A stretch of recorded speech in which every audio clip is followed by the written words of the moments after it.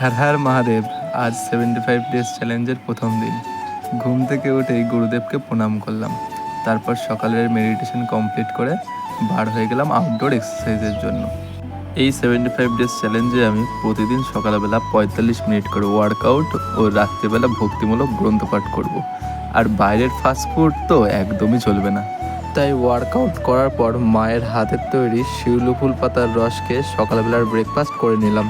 তারপর অভ্যাস মতন 3 ঘন্টা পড়াশোনা করে হালকা কিছু খাবার দাবার খেয়ে বাজারের কিছু কাজকর্ম সেরে একটু রেস্ট নিয়ে নিলাম।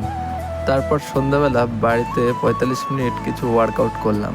আসলে অনেক দিন ওয়ার্কআউট করি না, তাই সকালবেলা ওয়ার্কআউটের জন্য গায়ে একটু ব্যথাই হয়েছিল। তাই তাড়াতাড়ি হাত মুখ ধুয়ে প্রার্থনা করে সন্ধে দিয়ে নিলাম। তারপর অমেয় নিত্যকপাল চরিত ও অমৃতবাণী পাঠ করে আজকের চ্যালেঞ্জ শেষ করলাম।